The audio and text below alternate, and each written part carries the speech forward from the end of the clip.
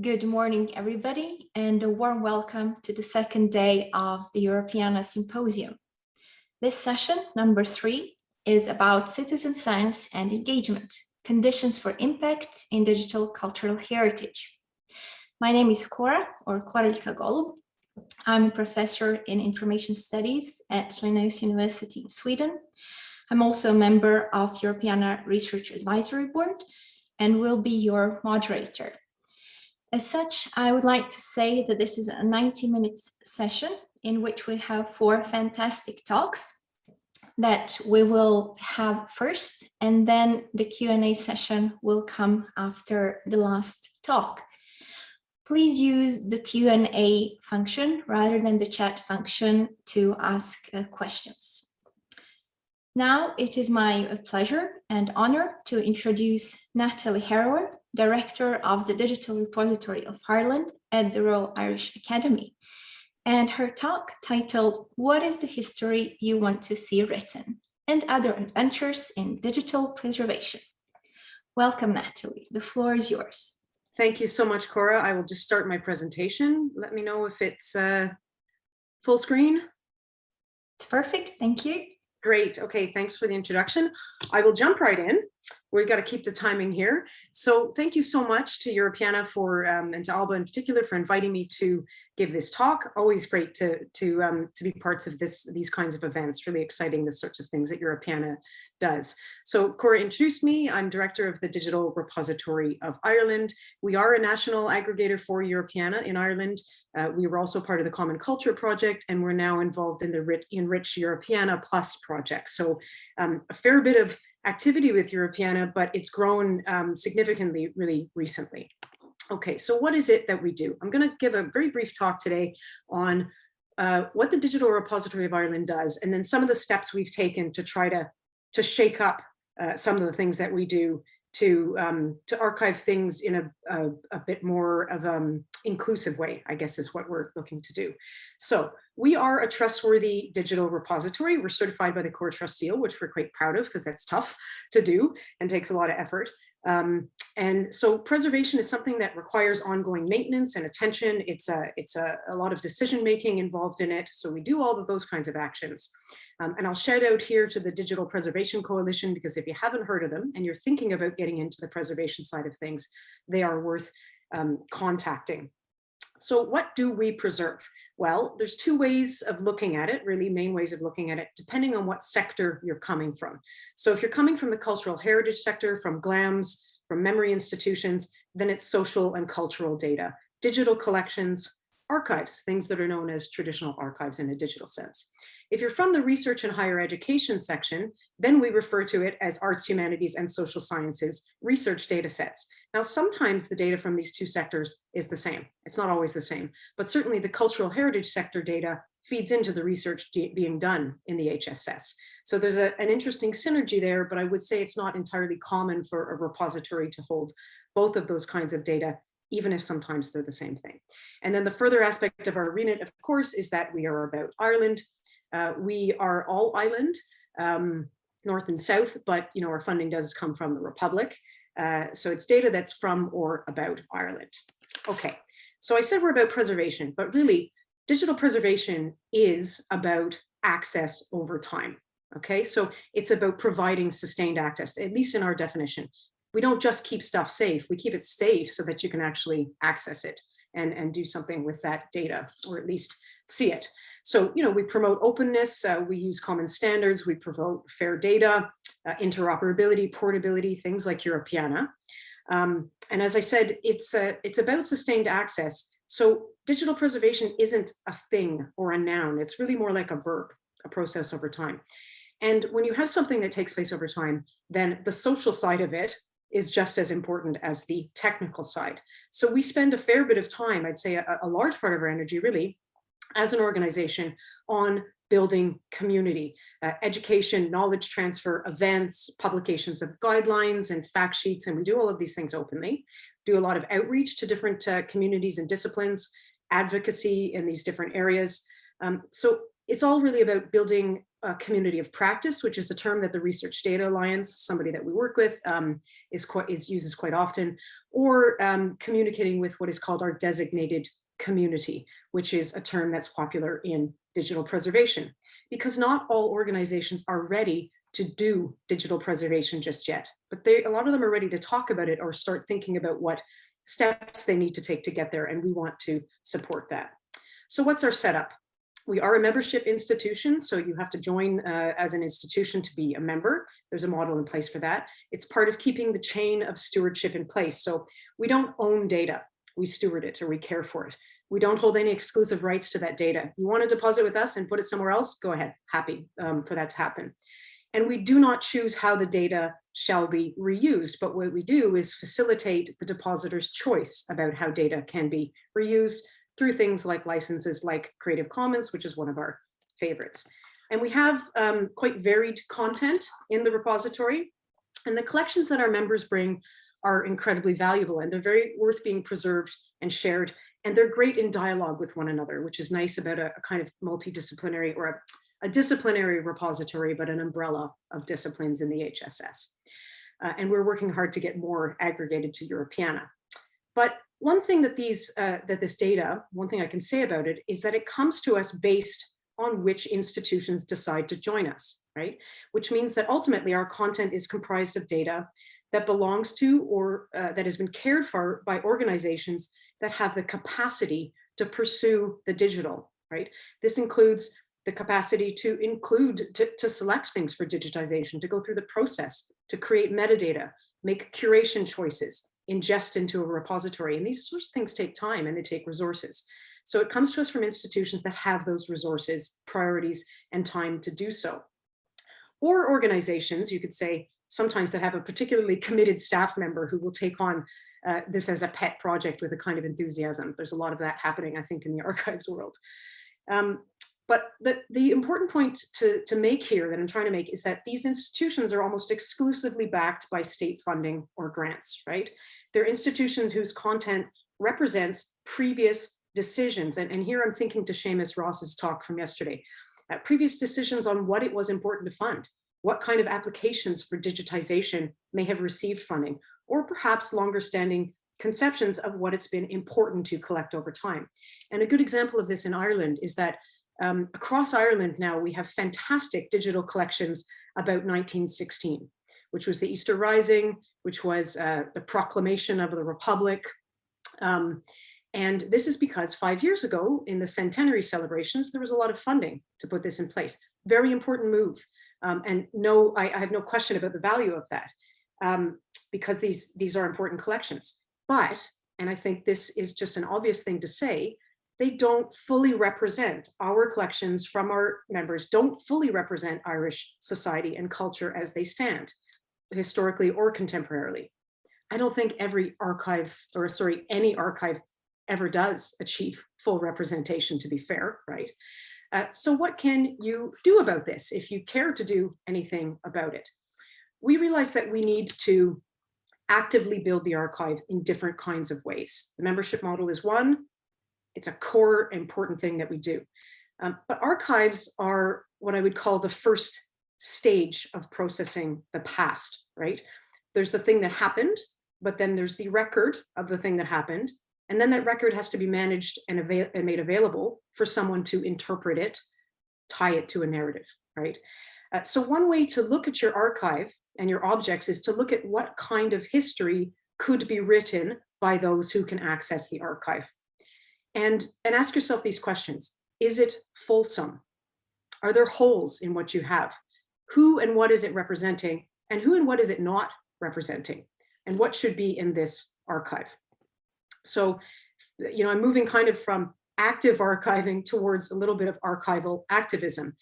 We decided we needed to go out and build collections. We wanted to look at how we approached our community, our processes, everything in terms of the principles of equality, diversity, and inclusion. We're working on a policy for that.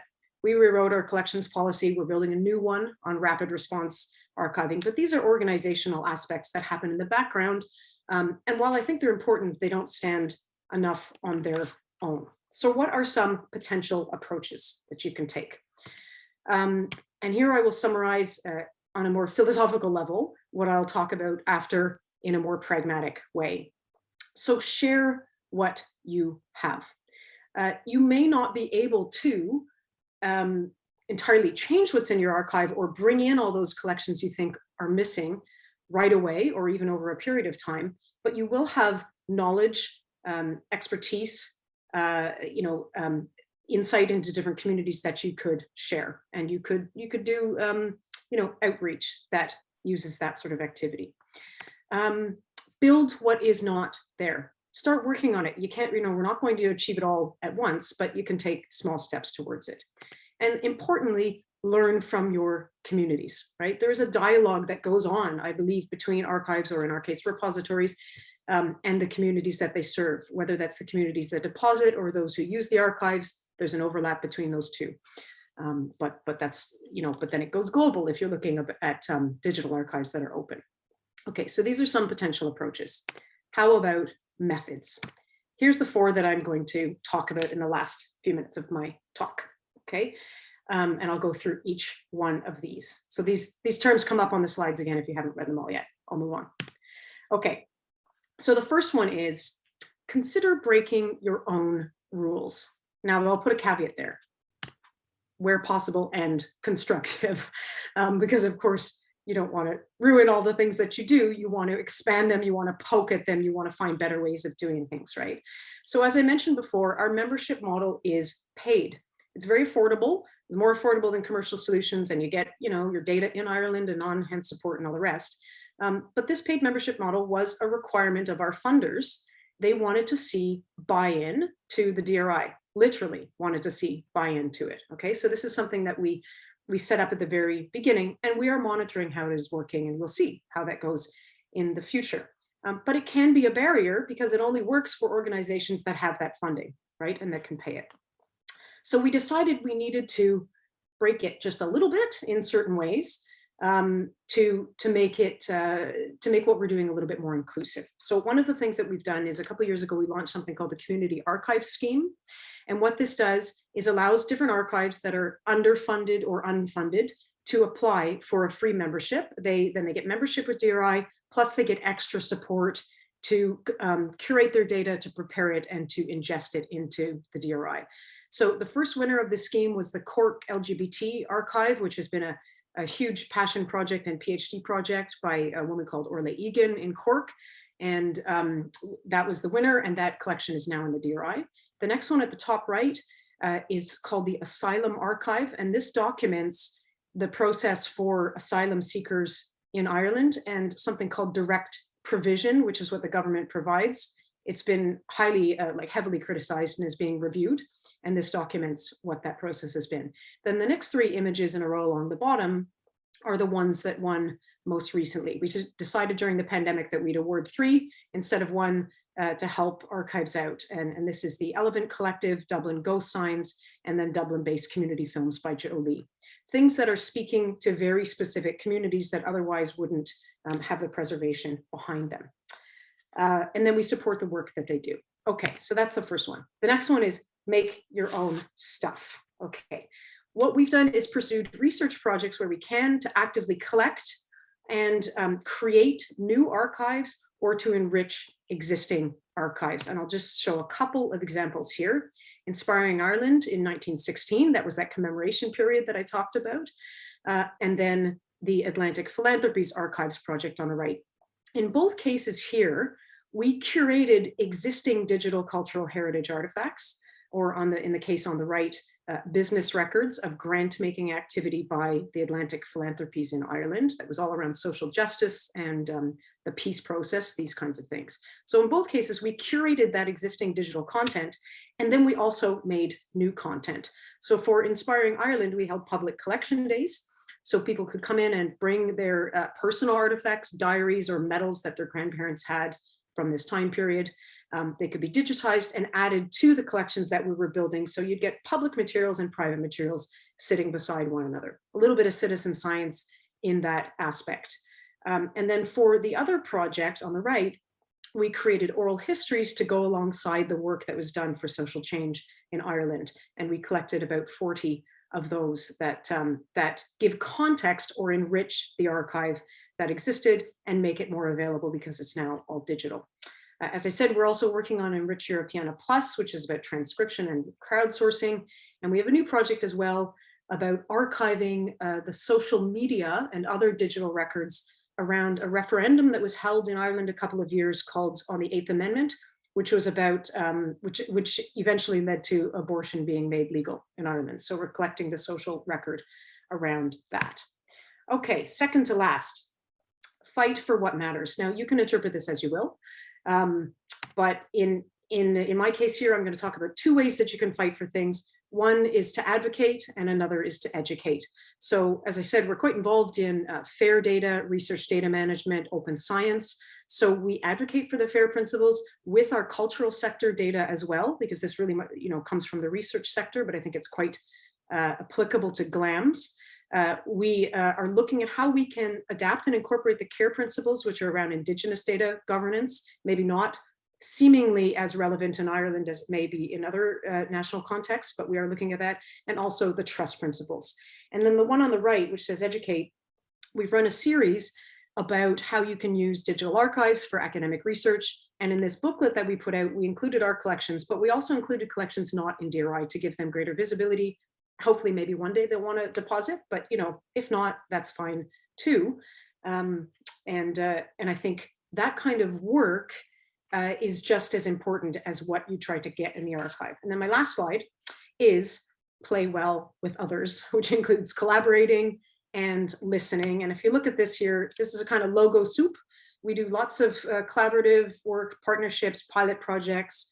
If you're interested in working with us, let us know. We love to work with others.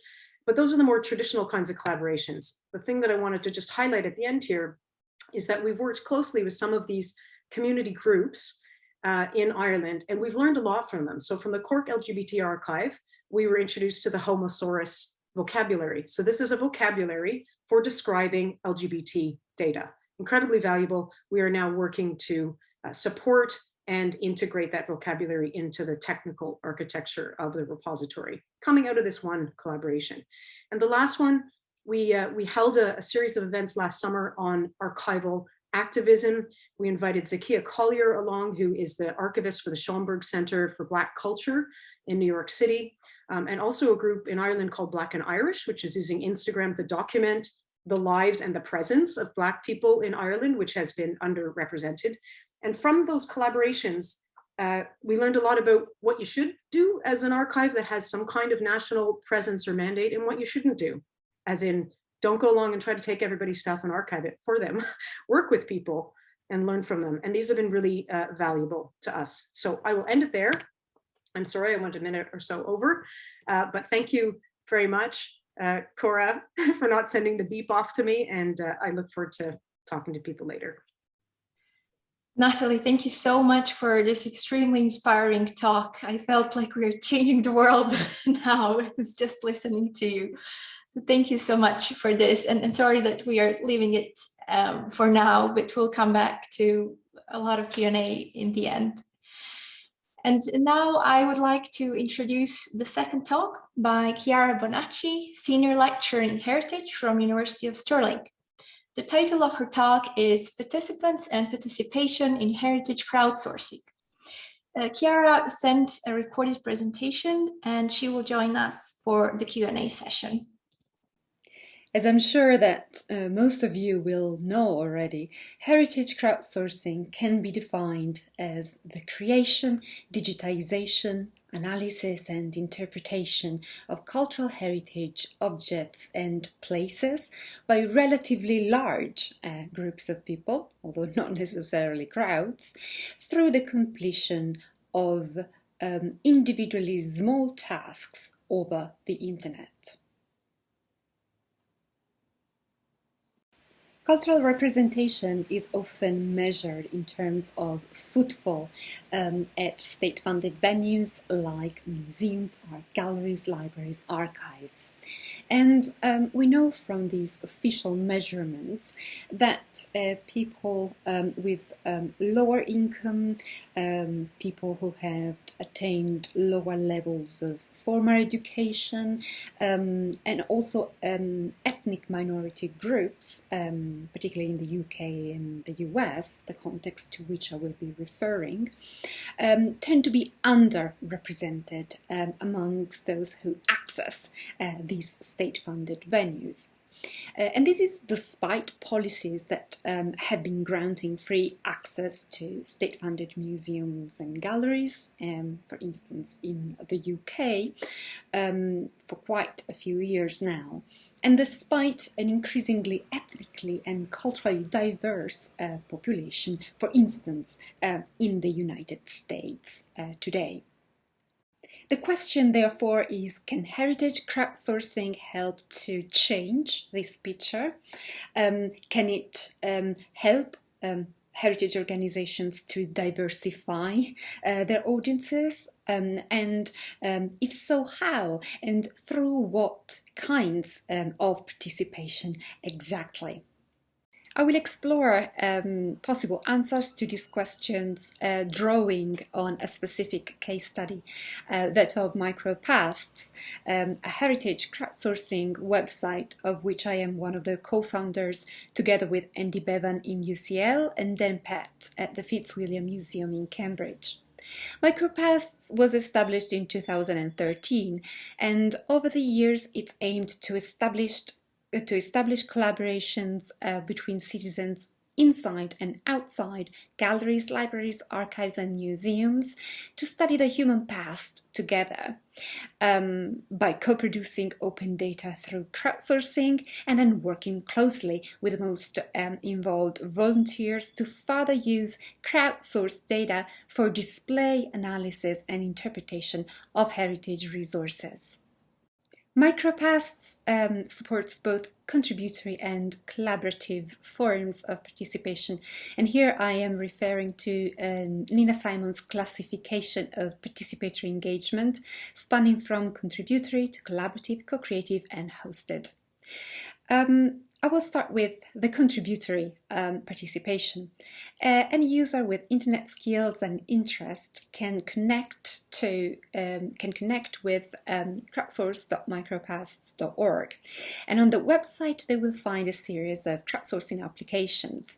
Each of them will ask for help in order to produce one specific kind of data. And crowdsourcing applications are built using templates that are easy to clone and reproduce and adapt to support the same activity but on a different collection. I should also mention that the whole of the Micropasts website is built using free and open source software, and in particular the PyBossa crowdcrafting framework. Crowdsourcing applications on Micropasts encompass the transcription of object cards, documenting, for example, artifacts housed in museums like the British Museum. We also have other kinds of crowdsourcing applications, for example, 3D photomasking applications, where people are asked to help draw the outline of objects on a series of photos of those objects, so that the masked photos can be used offline to create better quality 3D models. Building on the contributory kind of participation that I have described, we responded to requests from some of the most involved volunteers to be more deeply engaged, and with a small number of them, we moved towards more collaborative kinds of participation. We worked with about 8 volunteers using forum technology to help them learn photogrammetry and then use the masks created through the 3D photo masking application in order to create 3D scans of objects offline. And then volunteers uploaded these scans on Sketchfab, providing the necessary metadata, and in some cases also annotating the objects, providing an extra layer of interpretation for those heritage resources.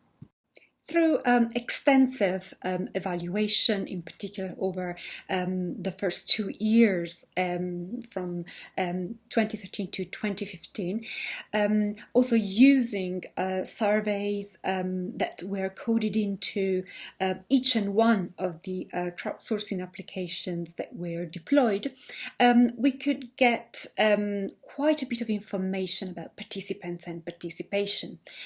We know that 3/4 of them have been people who do not work in archaeology or heritage, and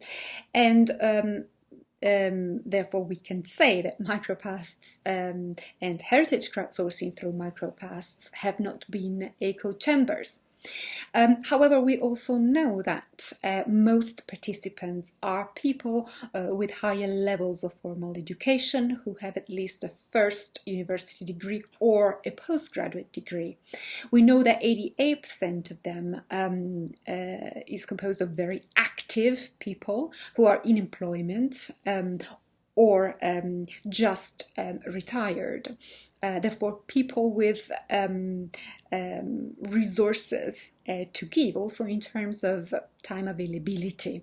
This is quite in line with what has been found by through the evaluation of other crowdsourcing projects, and certainly says that this is not an activity that can massively diversify audiences in socio-demographic terms.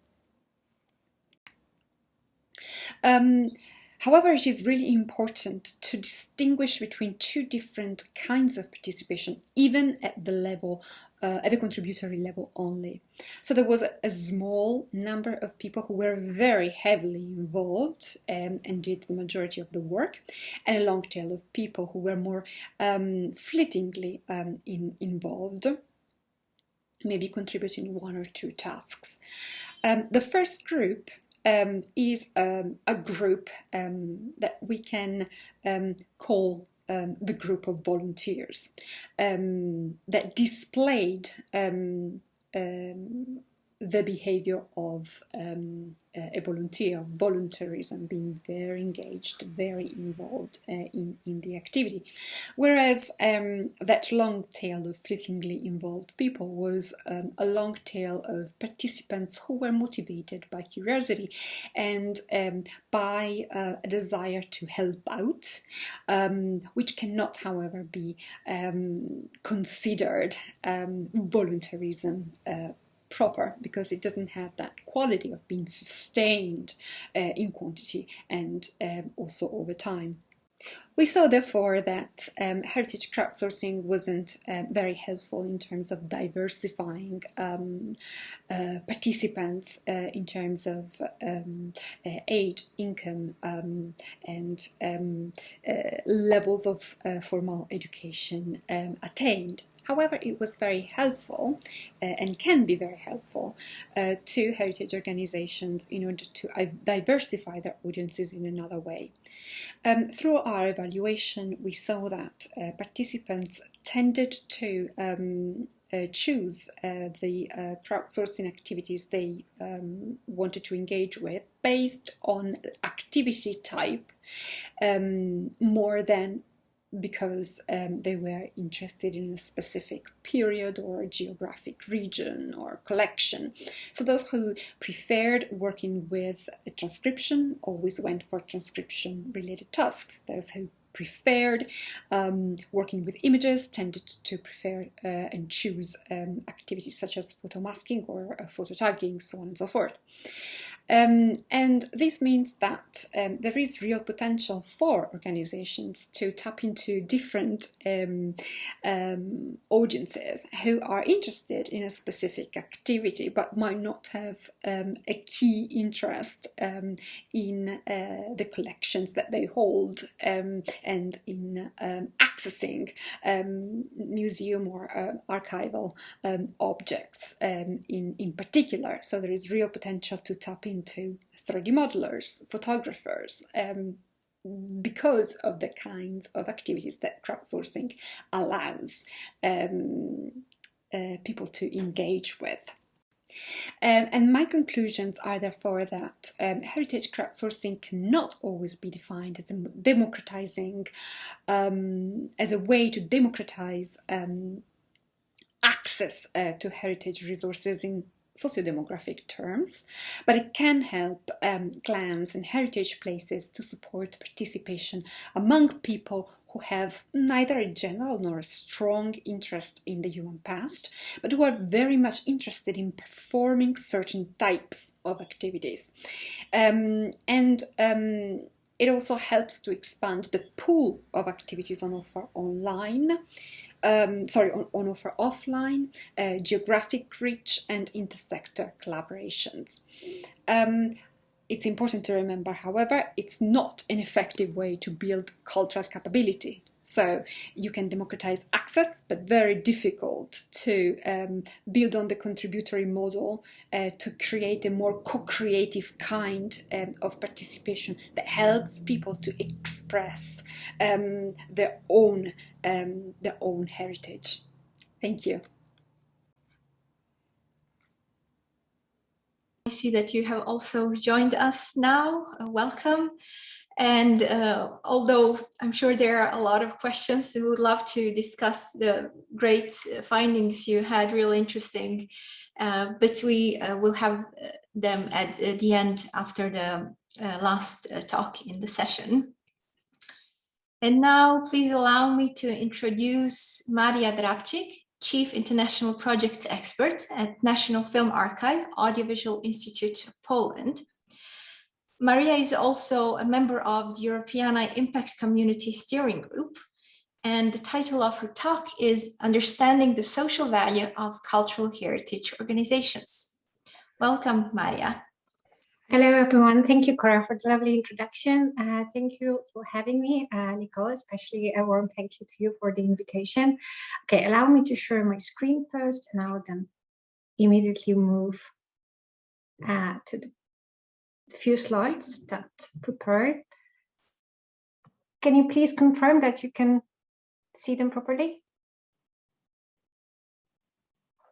Yes, perfect. Thank you. Excellent. Okay, so yeah, understanding the social value of cultural heritage organization, super broad, right? Okay, I'll try to narrow it down a bit in this talk.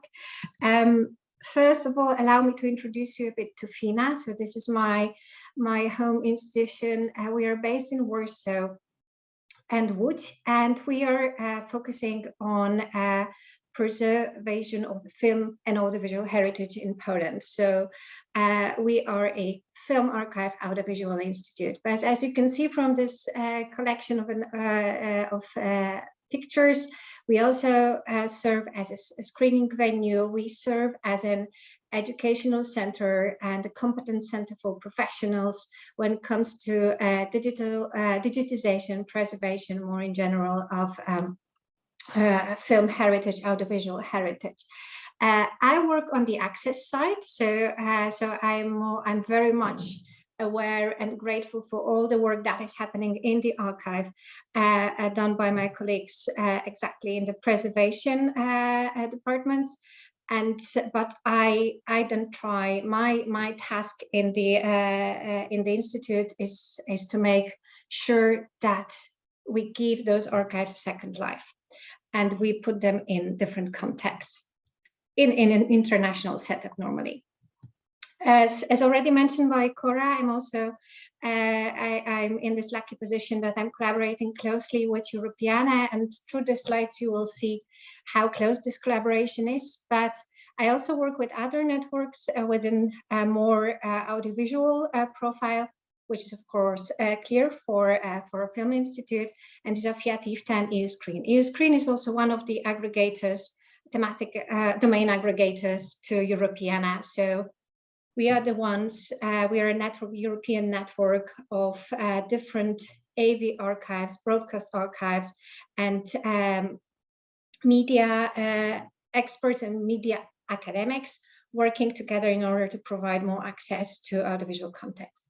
Yeah, so the understanding the social value of our work. I think this also thanks to the work that Europeana is doing and the whole network around the Europeana is doing. We are fortunately thinking more and more about what the impact of our work is. And I will focus here in my talk about the access part because this is my domain. But of course, as I earlier said, none of this would be possible without the work happening on the digitization side, on the preservation side, etc., etc. But okay, so what is the value? How we understand it? I wanted to start with this little slide showing the different impact areas on social and economic spheres drafted by Professor Pierluigi Sacco, showing how relevant our work as cultural institutions, as heritage institutions, can be or rather is to different other areas of our life, and they are exactly connected to social and economic development. It's about identity. It's about welfare. It's of course about innovation, not especially in the digital context, but also in the digital context. It is all about learning, and it's all about also sustainability and social cohesion. And I think especially the element of social cohesion and learning and the creation or the sense of identity, this is something very close to our heart. Okay, so as culture, with that being said, as cultural heritage institution, how can we meet this challenge? How can we make sure that we indeed contribute to this change? And how do we make it part of our mission? I'm one of these people that very much believe in a mission and vision of an institution, especially a public one. And I know that very often these are seen as big, empty words, but I think this is exactly part of our task, to fill them in with content and with a message, and then to stick to the message that we wanna share with all the communities that we work with. So with that respect, I very much believe that in archives, but I think not only archives, basically GLAM, we are storytellers. We have amazing content gathered and preserved, and of course, this is also part of our task to make sure that it remains with us. This is also something that Natalie said in her presentation, an excellent one, by the way. But yeah, I really think that it is not enough anymore to keep everything safe in order to provide access, but I think we need to take a step further. We have to put the content into a context or a number of contexts. So this is where the stories come. And whenever I start a new project, be it on an international or a national level with a number of people involved, I always like to start with three main questions. And the first one is, okay, so who do we tell our stories to? Like, what is our audience, the target audience? Like, what kind of change we want to generate through, and for whom we want to generate this change? Then, why do we even want to tell it at all? So why do we want to share it? Why is it relevant? Is it because of the mission that we have as an institution? Should it, or do we want it to support or contribute to a bigger discussion that is currently happening in our local community, in a bigger community, in a global community? So, and finally, so how do we tell this story? So what is the format? What is the format? How do we make sure that it happens? And to me, these are the very basic, who, why, how questions. But I think still super relevant to have them ask in order exactly to understand what is the impact of our actions. And more and more recently, I am tempted to change the first one into this. So who do we tell our stories with? Not only for whom, but also with whom we want to work in order to make the story even more relevant. So in that sense, I think what we need here in order to tell those stories, to be able to remain a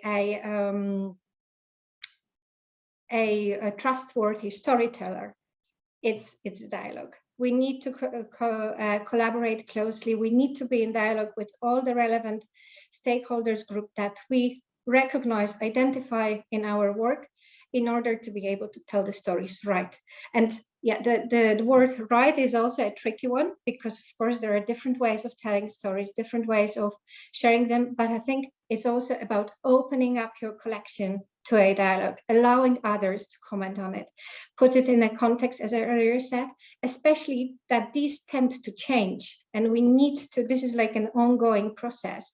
And based on the contemporary situation, our archives can be used, our content collections can be used to support different discussions.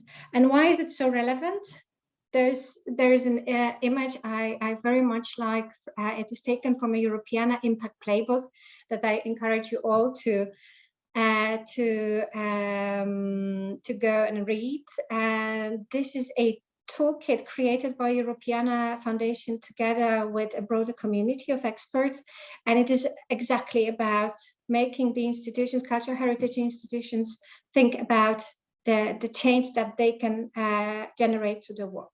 And why this one is so special, because you, as you can see, okay, we are the lovely lady, we as the cultural heritage institutions, we are the lovely lady in pearls, having an idea and thinking of a project that she wants to put in place. At the end, we have a group of various stakeholders. It can be the audience at large, but it can be researchers, educators, artists, creative sector, that we want to create this project with and for. And it is not enough just to have our strategic perspectives in place. And this can be a social value that we want to make, or it can be organizational change, economic, or innovation. These are the four listed in the playbook. But so it is our perspective, our point of view, our strategy as an institution. But then we need to juxtapose it with the value lenses of all these stakeholders that are involved in the process, and they are the end group. And then it is about their ambitions, it's about their needs, and it's about whether it's for learning, whether it's about this the sense of identity I mentioned earlier, whether it's about sense of belonging, etc., etc. So it is not enough. We need this dialogue with communities, with various communities, in order to, again, make sure that we are doing things right. And it cannot be only our own perspective that we put in place. So to me, this translates into this very short line that access is not enough anymore, that us just presenting, although this is for some of us still a massive step, and I also appreciate it a lot. Like, this is still the baseline, and sometimes they're very difficult to make put in place. But I think, yeah, I believe that we need to start thinking about more. We need to start thinking about, okay, how to change this into engagement. And now I would like to show you a few very brief examples of how we are doing this at FINA, and in also through the international collaborations that we are in. So very briefly, the basic thing is that from creating access through our VOD platform, where we show, where we present, or give access to Polish film heritage documentaries, but also theater programs, feature films, etc. So there is the VOD platform with a free access to it. But then we very often either in our screening room and now online, of course, because of the pandemic, we don't only show or give the chance for the audience to watch the footage, the piece, but we also invite experts to put it in a context. So we create debates around the screenings. We work with researchers, with film experts, with philosophers, with psychologists, and we try to discuss, okay, so how does the old material, as we are an archive, how it still resonates today. And we invite people, of course, to be our audience, to be an active audience. So this is where we have the Q&A sessions. This is where we always open the floor for questions. So this is kind of the most natural and quite easy to run way of having the audience and your stakeholders invited to a dialogue. Then we also, for a more focused engagement, for example, this is a project we created more than 1 year ago. It's called the Map of Decalogue. It is devoted to the work of Krzysztof Kieślowski, I think one of the most recognized Polish film directors, who in his work, he always commented on social issues. They were always related to big questions about the value of life, about the sense of everything around us, etc. And he directed a series of 10 short films for the Polish public television, called the Decalogue, referring to 10 commandments. And he had a look at them from a more, not a religious perspective, but more a ethical perspective. And what we did, as they were all shot in Warsaw, we created an interactive map of the locations that all the films were shot in, but we also gave them a contemporary look. So from one end, we presented the old footage, short snippets from the movies, and then we made contemporary photographs showing how the places look. But most importantly, and this is why I'm mentioning this project, is that we also invited film experts and a philosopher to write brief texts, something that can accompany people taking the real walk, because you can really follow, go through Warsaw, see Warsaw through the eyes of Krzysztof Kieślowski, walking from one location to another.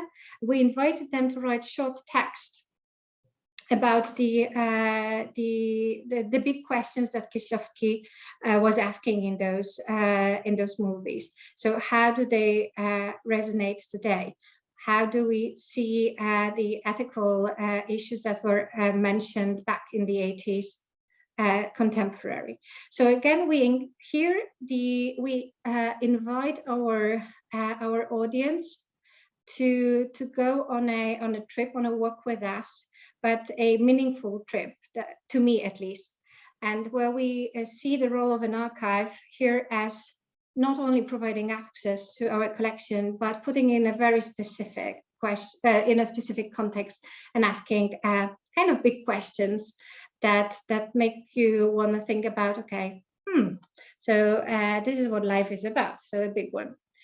Then the educational context, of course, I think this is a clear one, but it's again about how you put it all together, whether it is about the archive working, making your collections available for education purposes, and this is already an excellent move. And for AV collections, this is already can be a hard one because of the lovely copyright issues.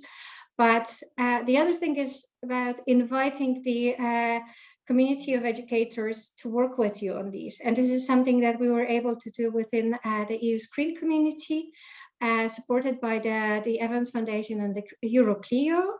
This is an European Association for History Educators. So again, here we decided to put our footage, the archives, into an educational context and have them used in order to teach about, to create learning activities related to migration, mobility in Europe, about discussing difficult issues, challenging also heritage, etc., etc. This is where we work with educators. These are the learning activities we created for teenage high school students. And this is again how we see the role of the archive, that we want to give access in order to ignite bigger discussions, and these ones relating to big societal challenges that we are now facing, that they are part of our history, but super relevant contemporary too. And one more example. This is, I think I have one more. It's relating to the crowdsourcing initiative. This is, we heard a lot about from the previous presentation, so I'll just briefly mention that we are also involved in a collaboration, and we see a lot of value of having archives working with a bigger community in this context too, so in a crowdsourcing format. This is something new that we are creating also together with Europeana and a big consortium of European institutions, where we're gonna put our audiovisual content, we're gonna give it into the hands of the community of translators or people simply fascinated by language. And we're gonna ask them to help us create subtitles. For AV content, in order to make it accessible internationally, the multilinguality aspect is a key one, of course. This is key. And I think this is also clear to everyone. And we are now testing this new approach, also based on the experiences that Europeana from the past, like the Transcribathon. There are other projects like Crowd Heritage, etc., where the people, the communities, and invited to help enrich the metadata, or make it more, make the collections more accessible. This one is about creating subtitles. We're gonna test it now in June. It's one of the tasks we have under the Europeana XX project, and we are very much looking forward to the outcomes. This is a small experiment we're running, but we very much believe in the power of the community and this power that I keep on coming back to of being in dialogue with various stakeholders. And the final example is that we also think as archives, we have a role to play in a discussion about the quality journalists, about the media ecosystem, etc. We, especially as AV archives, we gather source material dating back to many years before, and through this material we want to teach the contemporary opinion makers. And in this context of this very specific project, it's called Media Numeric, we want to work with young journalists and journalist students. We want to teach them how to work with data, how to work with archives, in order to make sure that the work that they create as professionals in journalism, that it's based on trustworthy sources, that they have all the skills that they need in order to be able to refer, to go back to an archive and work with the data that we collect through various means, also supported by the wider community, that they know how to use all the novel formats that we are also now working with in terms of storytelling, in order to be able exactly to tell relevant stories and contribute to this bigger dialogue that is relevant. But of course, last but not least, also to track and then fight disinformation. So again, we see the role of an archive here as in this wider, bigger societal context. And that was my final example, just to I'm aware that I gave you a varieties of my. Sorry, I'll share it again. I have one more slide to show. It is time Just to to- wrap up. Thank Yeah, you. this is exactly the final slide. So I just. I hope I will get that. Yeah. So what the final remarks for this are that I really would like for us to remember that we have this role to play. There's this bigger picture, and we are storytellers and trustworthy source of information, and we can really generate change for the society, but we have to do it with a very specific aim at heart, and we have to do it being very aware of who our audience is and how to put their needs in the center. And of course, this is also about experimenting with technology and new formats. But again, these are just not just, but these are super relevant tools that we need to put in place in order to be able to tell these stories. And it is all about, this is also something that Natalie said, it's all about collaboration, it's all about engagement, it's all about being in this dialogue with everyone who is open to do it. So thank you very much, and I'm looking forward to the discussion, and apologies for taking a bit too long. Thank you so much, Maya. This was really another changing the world kind of talk. Thank you again, and then we'll talk more in the end. And now I would like to introduce our final speaker, certainly not the least, Nadezhda Povroznik, Associate Professor and Head of the Center for Digital Humanities at Perm State University. The title of her talk is Engaging with Museum Treasures via Digital Means, from Curiosity to the Social Value. Welcome, Nadezhda. The floor is yours.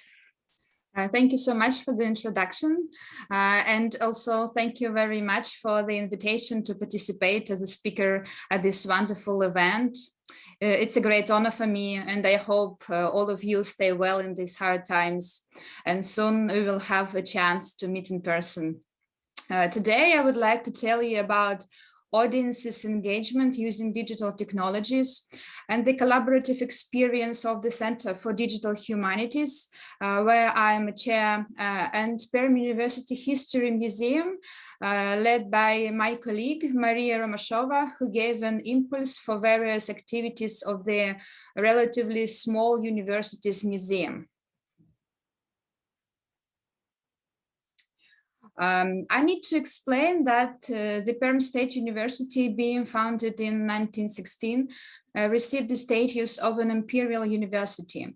This status assumed an obligatory organization of the museums in the structure of the university to demonstrate valuable objects on various topics to the students. So at that time, the Museum of Antiquities and Arts appeared at the university. Currently, the History Museum holds about 7 of the most valuable collections, including those devoted to ancient Egypt and Greece and European fine arts. It needs to be emphasized also that the museum works widely, attracting different audiences to the museum.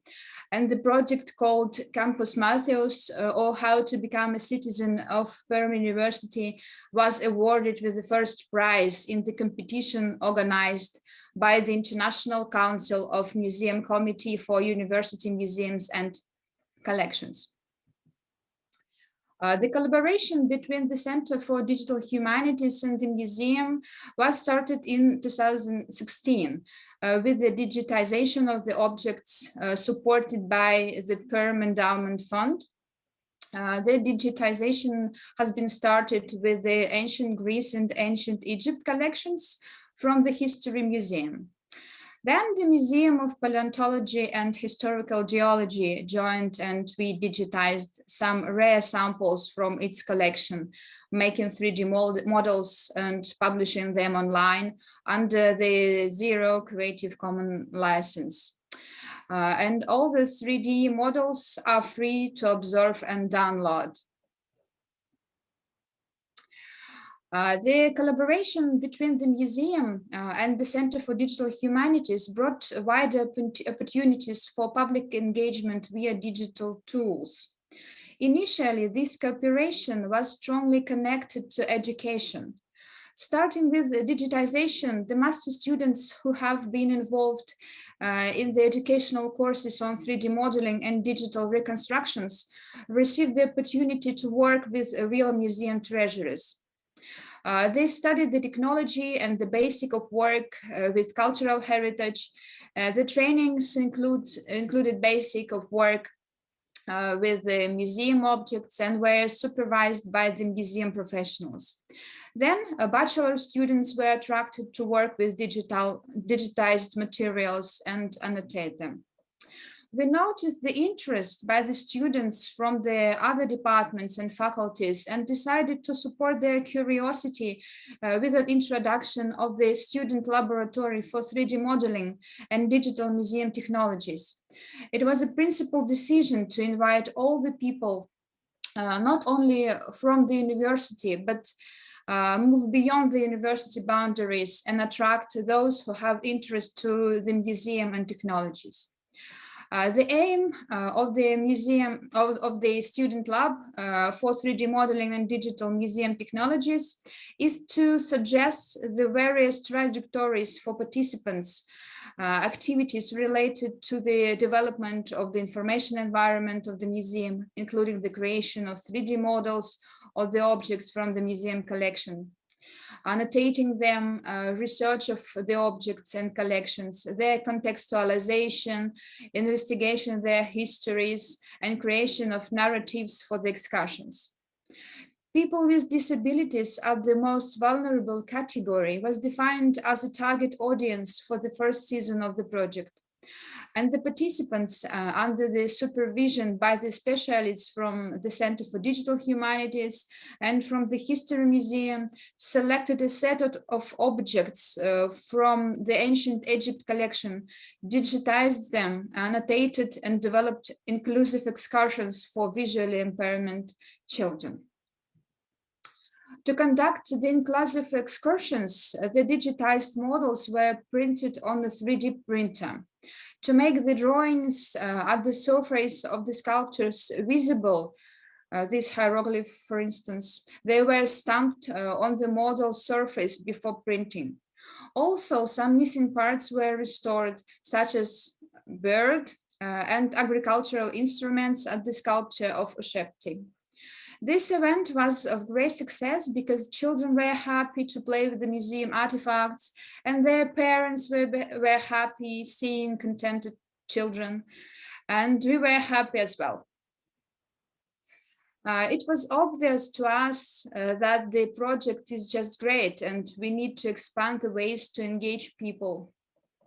A digital volunteering program is under development now in the museum, and it is aimed to attract wider virtual audiences.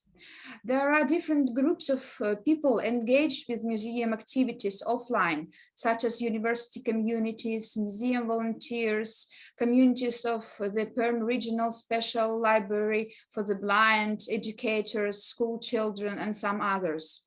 Virtual communities might be defined through interest and activities. Some people are attracted by digital stuff, and those people download and use digitized objects. We published them on the Sketchfab platform. Sometimes the interaction is very limited, with putting likes when they like the model or add it to their collection on the platform. We're glad to share our treasures with the others for whatever reason they have. However, I must admit, we are seeking deeper and more impactful relations. There is a set of activities for the digital volunteers, and it has a profit for both sides. What we can offer to the digital volunteers? The virtual classes, lectures, and workshops are intended to get volunteers into the new topics and obtain new skills, expand knowledge, and participate in interesting activities. For instance, volunteers may transcribe textual heritage from the museum collection. There is a famous project called Projeto, which publishes personal stories and diaries. Perm University History Museum cooperates a lot with the project and prepares diaries for publication on the platform. So digital volunteers are welcome to read the diaries and transcribe them. Also, the volunteers can make 3D models of the museum objects. We process 3D models based on photogrammetry technology so that the volunteers may download prepared photos of the object from the cloud and make 3D models following the instructions and attending the workshops. Yes, there is a set of issues and we need to find a key to overcome them. Now we are working on creating a comfortable environment to collaborate with digital volunteers. This essential thing is that the environment should be easily accessed by the participants and also be free of charge for us and volunteers. In conclusion, I would like to notice that we need not only the contribution by the volunteers to the development of the museum information environment, but also to build new communities to share the museum treasures and engage with them. Thank you so much for your attention. Thank you so much, Nadezhda, for this great example of how to engage audiences hands-on. It's always beautiful to see children in museums and archives. Especially in archives, it's not my impression. We see them too often. So thank you all. Thanks to all the speakers. A big round of applause to all. And the floor is now open for questions, which we are collecting digitally via the Q&A. So please do post them there. And to use the time efficiently, I would just start by saying that the first question that came was for Chiara, about whether, Chiara, you would know if COVID had an impact to the types of participation and participants in MicroPast. And thank you so much for this question. And also thank you so much for the invitation. The first slide was for some reason not recorded, but I was just thanking you all, and I'm so happy to be here. In terms of COVID, MicroPasts continued. We didn't see a big change in terms of participation, but we took the opportunity to use the platform to support students more. So because the co-founders are myself, I'm based in Stirling, History and Heritage, and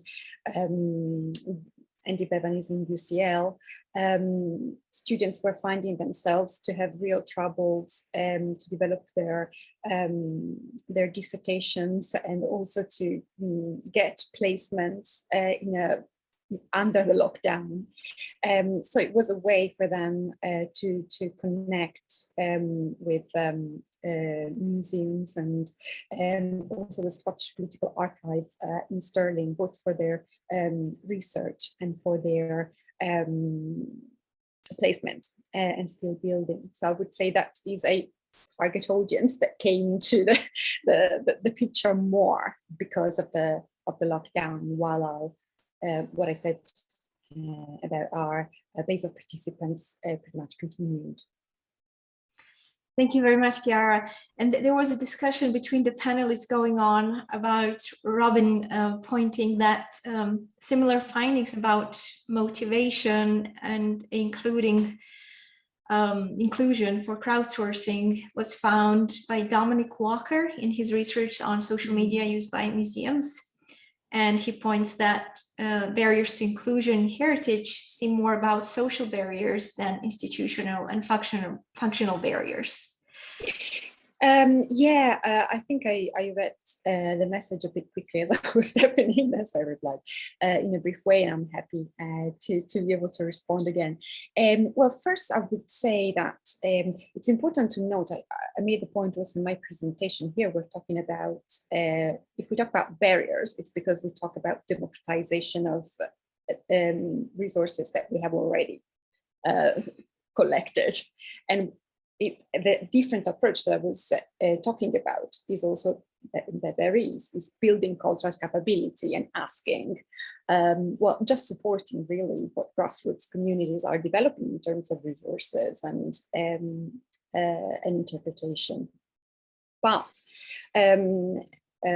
focusing on what we said about opening up and involving participants in a participatory way, certainly there are social dynamics that are there and relate to access and skills and literature and time and all the things I talked about, and those are long-standing and very important barriers. So yes, from that point I agree. But I would still say that it's critical also that institutions, as we saw from all the great examples in these talks, are willing to open up to participatory modes and also support grassroots engagement. I don't think we should dismiss that because there's social barriers anyway. I think that was my point, but I didn't frame it very well in the chat. Thank you very much, Chiara. Then we have questions coming, and the next one was for Maria. How do you deal with material connected to difficult or tough topics? What kind of ethical guidelines or principles are part of your strategy?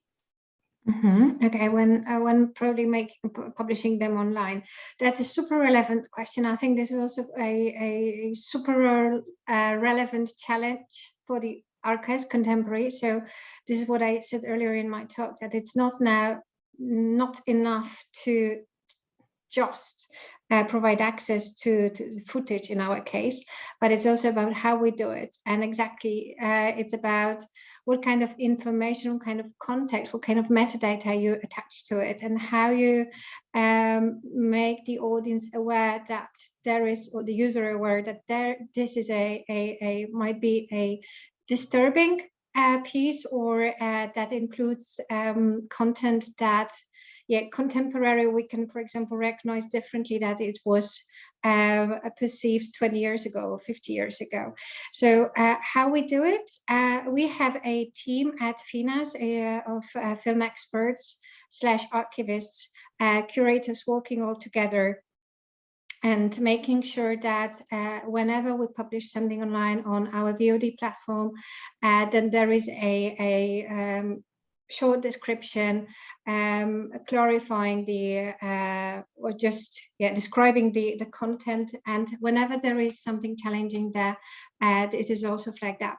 But I think it's also part of a bigger discussion now how we can, for example, use the technology to support that, and this is about all the discussion with having AI connected with social sciences being involved in this. So how can we enrich our metadata and making of course sure that we also work with an AI that is not biased, and this is the trickiest part. So how do we make sure that that all the information we provide and the content, the way we share the content with our users, we give them like the broad overview, and we also attach notes that are relevant to us contemporary.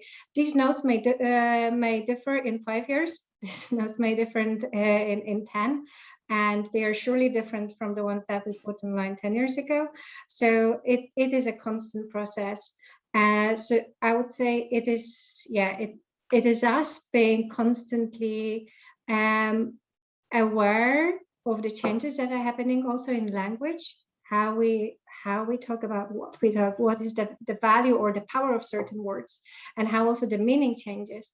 And this has to be, in my opinion, reflected in the way, in the description of the content we share and how we share it. So it's a very complicated, I would say, thing. Thank you, Maria. Here is another big question for you. you talk about the importance of trustworthiness from another panelist. How do you think that trust can be fostered? It sounds like such a simple question.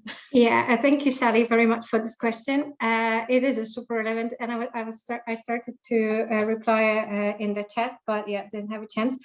It is a massive one, but I think here, just not to take too long time, this is exactly about, the first step is exactly about who you invite to the table. Who do you invite to have a conversation with? Are you open to be in this dialogue with different stakeholders, with experts, researchers, experts on the topic? And I believe really that as an archive, we need to be open to these, because we, of course, we are the custodians. We know a lot about the content that we have, but I think we don't necessarily always know about the way it can impact different areas of life. It can be read in different contexts. It can have a value. It can be read positively or negatively, so in different contexts. So again, it is, I think, about making sure that we as an archive are open to collaboration. We are as an archive are open also to share our resources. As of course, this is also something, Natalie, I keep coming to a presentation, but it was you basically touched upon all the relevant points. So yes, you make it accessible as much as you can, because it's not always the case. You not always can do it, and you make sure that all the parties that want to have a say, they do. Thank you, Maria. And then just to let you rest a bit, you've already talked in the chat about the impact of digital storytelling to the LAM sector. And then there was a similar related question for Nadezhda. Nadezhda, if you could tell more about the impact on academic research in general of the engagement with the public. For example, the profit or advantages for research using the transcribed content and material in the public projects. Thank you, Nina, for this question. It's a very important one. The answer is that the impact is very high, because the transcription and contribution to the general corpus is very important to have the full collection of text, or at least a bit more complete. But also it gives the opportunity to investigate in a microscope the set of diaries. For instance, if we have the opportunity right now to have the full set of diaries from the collection of the museum transcribed and published, and etc., but we can do the microscopic research of the separate diaries transcribed by the volunteers. I'm really happy that the volunteers are able to contribute through our activities to the general project corpus, because all the researchers who have the interest to the project corpus or some separate parts of it can just download and proceed with the research, with the data mining and the other methods of textual analysis. But if we are talking about 3Ds, it's more about digital storytelling. And I can make a link to the question by Sally, if it's possible, of course. Sally, thanks for the question about the digital literacy of volunteers and students. It's a really hard task to keep people separate. I mean, we don't know exactly who will participate in this digital volunteering program. But if we have those who want to contribute to the activities to make 3D or whatever it is, we start with the very basic things, like they need to know how to use browser, at least to connect with us at the meeting. But also we develop the series of instructions, a series of guides, how to follow them easier, and how to create these models or whatever it is, to proceed with 3D modeling like clouds, or publishing them on Sketchfab. So we give these tutorials during our classes, very special classes. Previously, it was just offline format. It was so easy to explain to the participants how to use this program for 3D modeling and how to upload data, how to make pictures and these sort of things. But this year we started the hybrid program, which means that we will have the traditional classes offline, and also we'll have tutorials online. So we will provide with all the methods and instructions and guides the participants. So it doesn't really matters about the digital literacy, and if person wants to be engaged deeply and to work with the technology and work with the museum collections, they are very welcomed, and we will support everybody, and it doesn't depend on the digital skills, and we will support in their development and just extend their skills in this field. Thank you, Nadezhda, for this answer. And then another question for Natalie. Do you approach certain archives to join the DRI to make content connected to a certain topic or event or specific time period more accessible? Yeah, thank you for that question. And I just wanted to mention to Maria, I think we do share some perspectives on things, and I was really engaged with your talk as well. And there will be a link between how I answer this and some things you said around trust as well. So that's actually a really complex question, even though it seems simple. Do we approach? The answer is yes, but we're just getting into that. So I'll give an anecdote of what happened last summer. I'm on Instagram, like I look at things on Instagram, which is important, I think, for archives world because it's so visual. And there's a group called Black and Irish in Ireland that set up this Instagram site, and they're sharing stories. So they're sharing a picture and then a story of what that person's life has been like in Ireland and their experience, and have they experienced racism, because Ireland is becoming diverse, but it historically has not been super diverse in terms of its demographics, right? So I saw what they were doing, and it was fascinating, and I thought, wow, look at this amazing archive they're building. So I wanted to chat to them to see their thoughts on what they're going to do with it, because Instagram is not a preservation medium, right? And my fear was, wow, look at all the work they're doing, what's going to happen to it? So of course my thinking was, because I love great stuff to be in DRI, my original thinking was, can we maybe help them and see if we could make a collection? Could this become something to preserve? And then I had a chat, and I realized that, well, I also did some learning about this, and the thing I mentioned with the talk by Zakiya Collier added to this, which is that it's not about getting it in DRI. It's about making sure that there's some plan for it to stay around should this group want that to happen, right? Maybe it's meant to be ephemeral. That's okay too. But the inner archivist in me, a thing I was not trained in, by the way, in archiving, wanted to see it persist. And in the conversations, the first thing was actually, they weren't thinking about the fact that they were creating an archive. That's not what the project was about. That's of course how I saw it through my lens, right? So in the end, what the discussion with that group has become about, and we've invited them in to speak to others about their experience and how they've built what they now are seeing as a community archive as well, right? But for us, it was just learning about their approach and what they were trying to achieve, and then saying things like, hey, you might want to think about asking people when they share their stories, if you can share them in some way outside of Instagram later, just to cover your bases in case you want to turn this into another kind of collection that's not just on Instagram, whatever that may be. So we've had those kinds of conversations, but there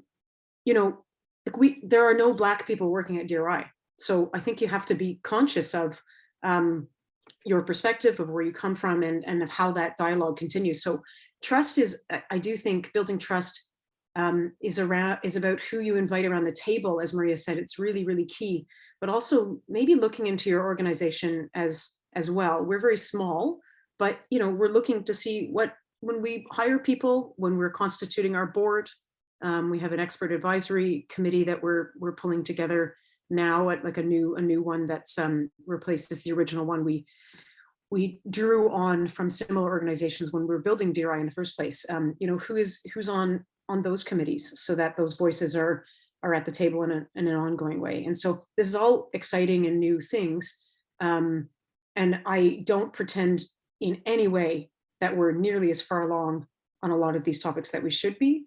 But one thing about archives that I will point out, and this is, maybe I'm going into dangerous territory by talking about personality profiles in archives. We don't have to do everything perfectly, and we don't have to do everything completely. This reminds me of something you were saying, Nadezhda, like just take the step towards building something, and maybe you can only do a pilot and you can do part of a collection and not the entire collection, but at least you've done that, and you'll learn some insight into that, and you can move from there. So that's the approach that we're trying to take. But it's one last thing I want to say on that is it's a little bit different than when we started, because when we started, we were trying to fight to just exist as a long-term thing. It was a project funded by the government, had to get long-term funding to continue. So there's a kind of proving, and there's I think there's a little bit of a sense of proving how well you fit into the existing archival landscape and fill the gaps that are perceived. So now I think we're trying to just look at that in a bigger way, in a way that might potentially invite controversy, which, to be fair, I was slightly, would have been a little bit worried about inviting at the very beginning when you're fighting for, just your finances. So it's, I'm being really honest here, it's a tricky thing to balance. But we're thinking about what steps you can take. So thanks so much for that question. Thank you, Natalie. This is such an exciting discussion.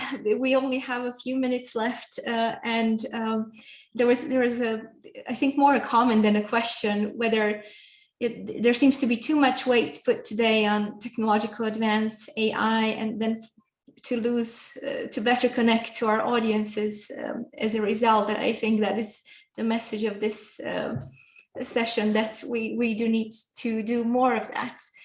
And if we do have 3 more minutes, if I can ask one more question from Alexandra Maria, who is asking, how can history be presented in today's educational institutions? Meaning, in public schools, can we stop making visible only the winner's history? Can we preserve better and represent more often the minorities' history in public programs? If you can relate to that. I can, coming from another country than Sweden, where I live now, this is too big of a problem. So if maybe I can briefly comment, a short comment. I think, yes, it is super relevant to tell all kinds of stories, definitely. But I would make this a bit more positive. It is happening. Like, maybe not to the extent that it should be happening, but it is happening. In my talk, I mentioned the Euroclio Association. So this is the association of history educators who work a lot, European one, who work a lot with source material. And they work a lot with Europeana too. So all the digital heritage that we have, and we are now working on putting more AV footage there in this educational context, exactly to tell those kinds of stories. They run a platform called historiana.eu. So I encourage you all, everyone interested in having archives put into educational context, go and see the material they create. Thanks, Nicole, for immediately sharing all the links. You're a star. So go there and see, and be more positive. It is happening a bit. Excellent. Thank you so much for ending on this positive note. And we are now coming to the very 12 o'clock sharp end of the session. I'm very sorry it has come now to the end, but it was really amazing to hear all the discussions and the talks. And thank you very much to all the presenters again. For the participants, thank you all for the interaction, and the talks will be made available on Europeana website.